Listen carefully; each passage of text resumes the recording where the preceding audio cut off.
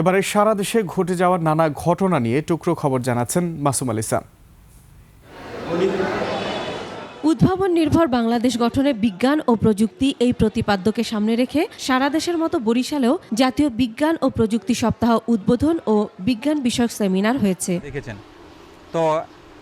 ঠাকুরগাঁয়ে টেকসই কৃষি উন্নয়ন, পরিবেশ সংরক্ষণ এবং জনস্বাস্থ্য সুরক্ষায় বায়োপেস্টিসাইড ব্যবহারের ওপর সচেতনতামূলক কর্মশালা অনুষ্ঠিত।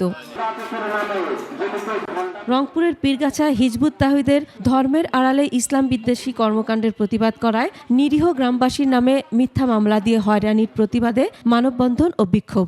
দেশের শান্তি শৃঙ্খলা বজায় রাখার নিমিত্তে তাদেরকে যেন অচিরেই নিষিদ্ধ ঘোষণা করা হয়। গাইবান্ধার পলাশবাড়িতে গৃহবধূ ববিতা হত্যাকারীদের গ্রেফতার ও ফাঁসির দাবিতে মানববন্ধন ও সড়ক অবরোধ করে বিক্ষোভ করে এলাকাবাসী।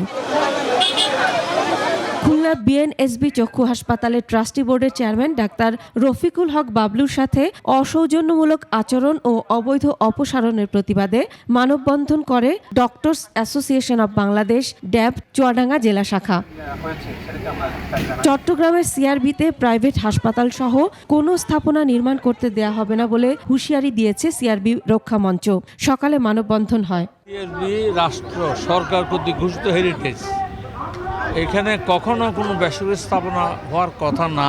জয়পুরহাটে হাম রুবেলার টিকা দেওয়া উপলক্ষে সাংবাদিকদের সাথে মতবিনিময় সভা করেন সিভিল সার্জন। নোয়াখালীর হাতিয়া উপজেলার ২ নম্বর চারনন্দী ইউনিয়নে নদী ভাঙন রোধে বরাদ্দ প্রকল্প দ্রুত বাস্তবায়নের দাবিতে মানববন্ধন করেছেন বাসিন্দারা।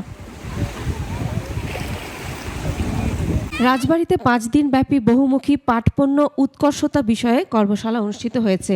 কর্মশালায় ৩০ জন নারী পুরুষ অংশগ্রহণ করে, চলবে আগামী ২৪ এপ্রিল পর্যন্ত। রাজশাহী মহানগরীতে ফ্লাইওভার নির্মাণের পর সড়ক সম্প্রসারণ কাজের জন্য ৩০টি কাঠবাদামের গাছ কেটে ফেলা হয়। গাইবান্ধার গোবিন্দগঞ্জে বিশ্ব সাহিত্য কেন্দ্রের আয়োজনে এবং সংস্কৃতি বিষয়ক মন্ত্রণালয়ের সহযোগিতায় ৩ দিনের বইমেলা ও সাংস্কৃতিক উৎসব শুরু হয়েছে। বরগুনায় ৪০ প্রহরব্যাপী গুরু নাম সংকীর্তন উপলক্ষে মা বাবার প্রতি সন্তানদের ভক্তি ও সমাজের নানা অনাচার দূর করার জন্য মাতৃপিতৃ পূজা অনুষ্ঠিত হয়। পরে মঙ্গল শোভাযাত্রা বের করা হয়।